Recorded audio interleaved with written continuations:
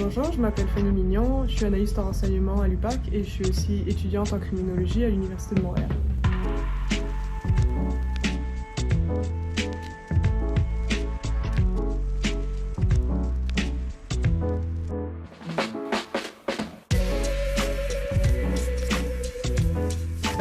Ma thèse, moi, elle concernait les relations de confiance entre jeunes contrevenants qui sont hébergés au centre de réadaptation Cité des Prairies. Puis vu que c'était une conférence d'une semaine, j'ai aussi pu assister à beaucoup d'autres conférences qui étaient reliées à d'autres sujets. Ce que j'ai surtout retenu, c'est il y avait deux éléments principaux. Le premier, c'était dans le cadre des enquêtes, à quel point l'analyse de réseau peut être utile pour savoir comment agir avec un réseau quand on a un stratagème qui inclut beaucoup de gens et que là on se demande un peu par où commencer ou quelle personne devrait plutôt être ciblée. Mais il y avait aussi un autre intérêt qui était celui des sources, de la détection des sources et un peu dans la même idée de choisir où est-ce qu'on voudrait implanter nos sources, quelles personnes on voudrait approcher pour de l'information plutôt que d'autres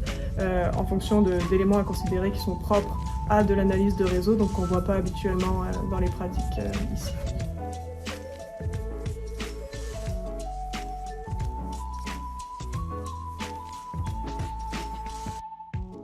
Alors c'est vraiment facile.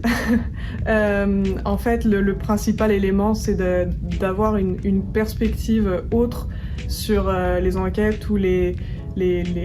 sujets qui s'y appliquent, parce que c'est sûr que l'analyse de réseau, ça s'applique pas à tout, mais le principal élément de cette analyse-là, c'est donc une différence d'approche, c'est de partir des relations plutôt que de repartir des individus qui nous intéressent, pour comprendre comment la relation pourrait être intéressante, autant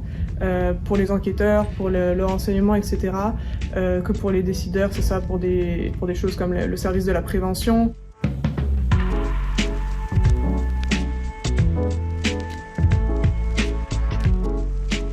Une façon assez évidente, ce serait de regarder, par exemple, soit des dossiers qui comprennent beaucoup d'individus, donc qui sont plus importants, ou bien simplement un secteur d'activité. Puis en fait de cartographier un peu les gens qui en font partie, et là de regarder les personnes qui nous intéressent le plus en faisant cette cartographie qui en fait illustre le réseau. Au niveau d'apporter des preuves, c'est sûr que l'analyse de réseau, elle va enligner les gens sur soit des relations, soit des personnes qui sont plus ou moins importantes qu'on pensait, puis après reste le travail de trouver quand même la preuve à la fin.